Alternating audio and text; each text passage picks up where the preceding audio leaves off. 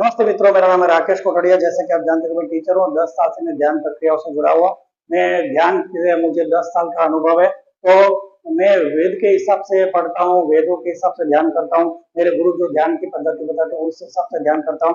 तो ध्यान करने के लिए हमें ध्यान के अंदर क्या क्या रुकावटें आ सकती है, वो हमें जानने की जरूरत है। तो ध्यान करने वक्त हमें क्या क्या रुकावटें आती है और ध्यान करने की कौन सी 3 पद्धतियां हैं, हम आज जानने की कोशिश करेंगे। जब भी हम ध्यान करते हैं तो ध्यान के अंदर हमें सिर्फ 3 रुकावटें आती है। तो वो कौन सी रुकावट है? सबसे पहले जब हम ध्यान करते हैं तो हमारा शरीर ही हमारा विरोध करता है। तो शरीर विरोध क्यों करता है? क्योंकि हमें ध्यान के अंदर स्थिर बैठना होता है। और ध्यान के अंदर स्थिर क्यों बैठने की जरूरत है? तो ये सबसे बड़ा प्रश्न है। क्योंकि ध्यान के अंदर हमें ये जानना है कि हमारे अंदर जो शुद्ध और पवित्र आत्मा है या नहीं। और शुद्ध और पवित्र आत्मा की गति एकदम सूक्ष्म होती है। जब हम ऐसे घूमते रहते तो हमें वो गति समझ में नहीं आती। जब हम एकदम स्थिर बैठ जाते हैं तो हमारे अंदर जो ऊर्जा, जो हमारे शरीर का मेन स्रोत है, वो हमें समझ में आता है। तो जब तक हम एकदम स्थिर नहीं बैठते तब तक हमें अपनी ही ऊर्जा के बारे में, जो अंदर सूक्ष्म ऊर्जा है, वो हमें कभी पता नहीं चल सकता।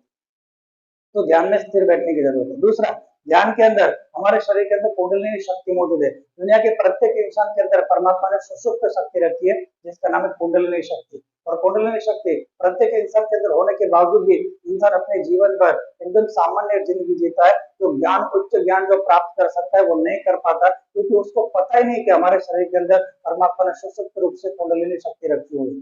तो ये कुंडलिनी शक्ति तब जागृत होती है जब एकदम स्ट्रेट बैठते हो। जब आप एकदम स्ट्रेट बैठते हो तो वो क्या कहते हैं, आपके पीछे जो करोड़रज्जु है, जो कहने का मतलब जो स्पाइनल कॉर्ड है, जिसको कहते हैं वर्टिब्रेट कॉलम, जो पीछे से मेरुदंड है, वो एकदम सीधा रहेगा तो ही वो ऊर्जाएं ऊपर की ओर उठती है। जब ये ध्यान में बैठते हम तो ऊर्जाएं धीरे धीरे हमारे शरीर के अंदर, कुल 72,000 प्रकार के नाड़ियां है। राइट साइड पे 36,000 नाड़ी है, लेफ्ट साइड पे भी 36,000 नाड़ी है। तो ये कुल 72,000 प्रकार की नाड़ी है। तो जब हमारा हार्ट धड़कता है तो उसमें से 1 वोल्ट एनर्जी क्रिएट होती है। अब 1 वोल्ट एनर्जी क्रिएट होती है, आपको लगा मैं झूठ बोल रहा हूँ, लेकिन यूट्यूब पे जाके अगर आप सर्च करोगे, हमारा हार्ट जब धड़कता है तो 1 वोल्ट एनर्जी सच में क्रिएट होती है।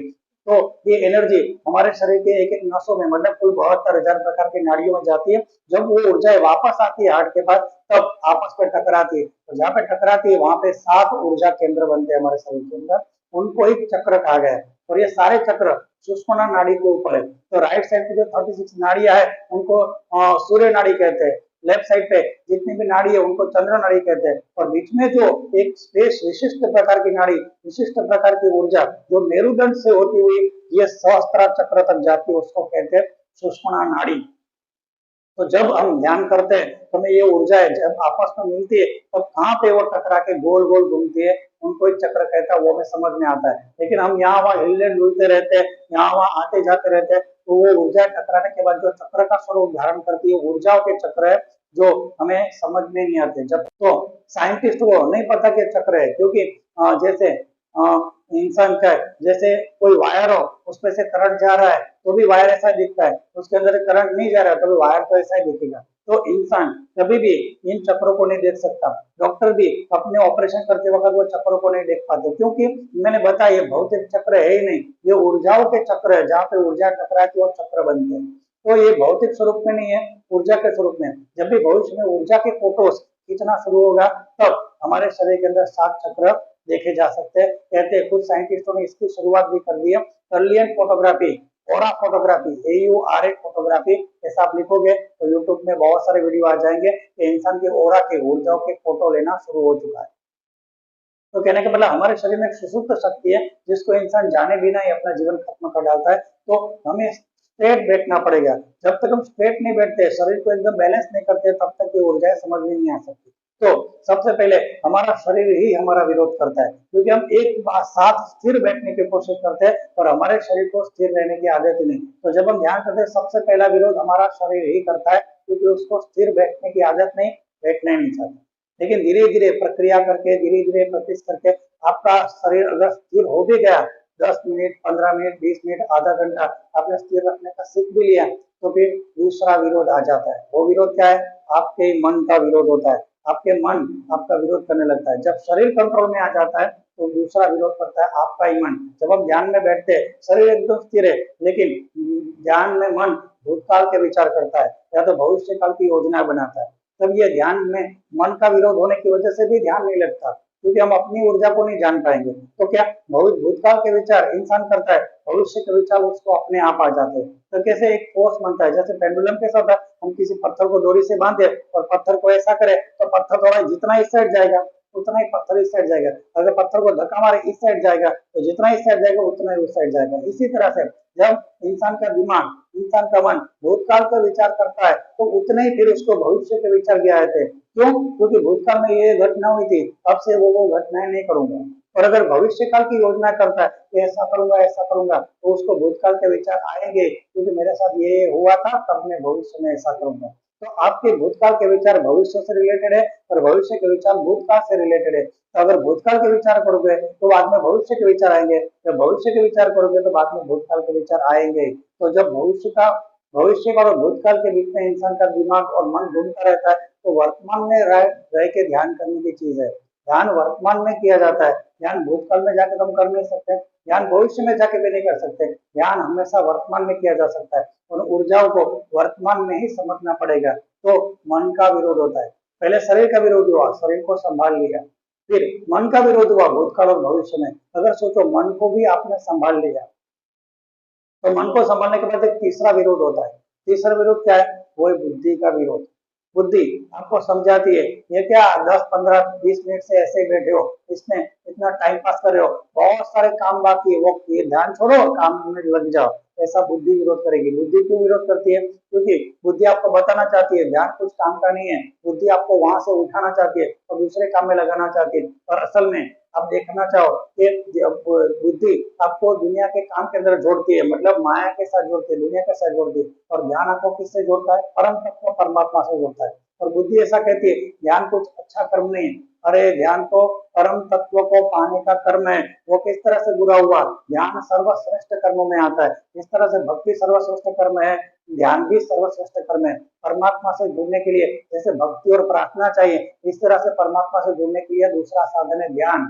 तो ध्यान कर्म कैसे हुआ? तो कितना भी अच्छे बात बुद्धि बताए, हमें 10 15 मिनट जो मैं तय किया हो वो ध्यान करके ही खड़ा होना चाहिए।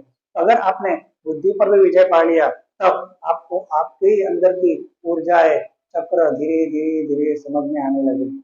और दूसरा, ध्यान करने के विषय में 3 प्रकार की पद्धतियां चल रही है। पहली पद्धति है श्वासोश्वास पे ध्यान देना, मतलब ऊंडे अंडे श्वास खींचना, एकदम गहरे गहरे श्वास खींचना। तो किस तरह से? मतलब इसको कहते हैं भस्त्रिका प्राणायाम। कपालभाति अलग है, कपालभाति में सांस बाहर खींचते हैं, तो सांसों को धक्का मारते हुए कपालभाति। भस्त्रिका प्राणायाम मतलब श्वास जोर जोर से खींचना। जब सांस जोर जोर से खींचते हैं तो सारी ऊर्जा है वो क्या कहते हैं, श्वास की वजह से हार्ट बीट में एनर्जी बढ़ जाती है, हार्ट बीट बढ़ जाती है, जिसकी वजह से ज्यादा ऊर्जा मुक्त होती है। जब ज्यादा ऊर्जा मुक्त होती है तो नाड़ियां शुद्ध होती है, नाड़ियां शुद्ध होती है तो चक्रों में गतिविधि आती है और धीरे धीरे इंसान की ऊर्जा आज्ञा चक्र तक पहुंचने लगती है। दूसरा है ये श्वासोश्वास की, मतलब भस्त्रिका प्राणायाम की पद्धति हमको नहीं करनी है तो दूसरी पद्धति है त्राटक पद्धति। त्राटक पद्धति क्या? दिए की जोत पे, जो दिया होता है या मोमबत्ती, उसकी जोत पे, पूरी जोत के ऊपर जोत की जो अणी बनती है, जो शाप में टिप बनती है, वो अणी पे आपको ध्यान रखना होता है। जब सतत उस अणी को, दिए की जोत को देखते हो तो धीरे धीरे विचार शून्य की स्थिति आती है और इंसान धीरे धीरे ध्यान में प्रवेश करता है और धीरे धीरे आज्ञा चक्र तक पहुंच जाता है, ऐसा माना जाता है। तीसरी पद्धति कौन सी है? तीसरी गौतम बुद्ध ने फेमस कर दी ये पद्धति। ये पद्धति के अंदर सांसें आ रही है, सांसें जा रही है, सांसें आ रही है, सांसें जा रही है, उसके ऊपर पूरा मन लगाना होता है। जब सांसें आती है तो सांसें अंदर जाकर शरीर में कहाँ पहुंच रही है, अब सांसें बाहर निकलती है, सांस बाहर निकलती है, कौन कौन से अंगों से, कौन कौन से चक्रों से, कौन से ऊर्जा केंद्र से बाहर निकल रही। तो पूरे श्वास के साथ मन को जोड़ना और सांस के साथ मन को बाहर निकलना, तो इस तरह से पूरे सिस्टम का हमें ज्ञान हो जाता है। धीरे धीरे इंसान आज्ञा चक्र तक पहुंच जाता है। तो ये 3 पद्धतियां दुनिया में ज्यादातर मौजूद है, पर एक नई पद्धति भी आ चुकी है जिसको समर्पण ध्यान प्रक्रिया कहते हैं।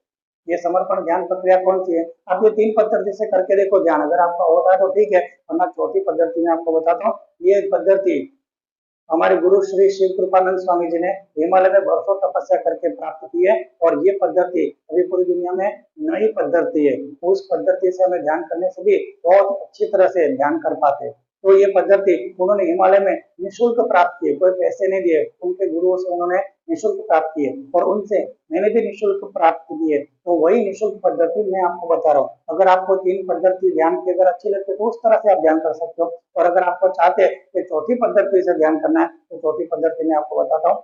हमें हमारे अंदर एक शुद्ध और पवित्र आत्मा है। अगर हमारे अंदर एक शुद्ध और पवित्र आत्मा है, उस पवित्र और शुद्ध आत्मा को हम अपने मन, बुद्धि और शरीर का समर्पण कर दे, तो हमें अपने ही अंदर हमारी शुद्ध और पवित्र आत्मा हमें सारा ज्ञान देने लगती है, सारी ऊर्जाओं के बारे में समझ में आता है, सारे चक्रों के बारे में समझ में आता है, जीवन क्या है वो सब। आपकी ही आत्मा आपकी गुरु बन जाती है। और क्या करना पड़ेगा? हमारे शरीर को, हमारे मन को, हमारी बुद्धि को अपनी ही शुद्ध और पवित्र आत्मा को समर्पित करना होगा, अपनी ही शुद्ध और पवित्र आत्मा को गुरु मान के ध्यान करना होगा।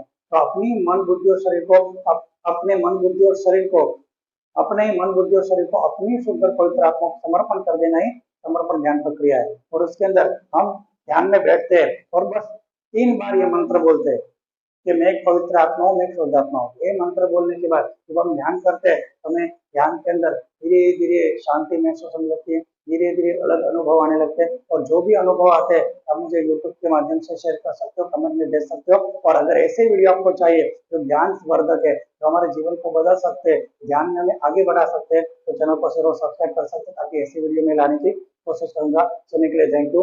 जय गुरु।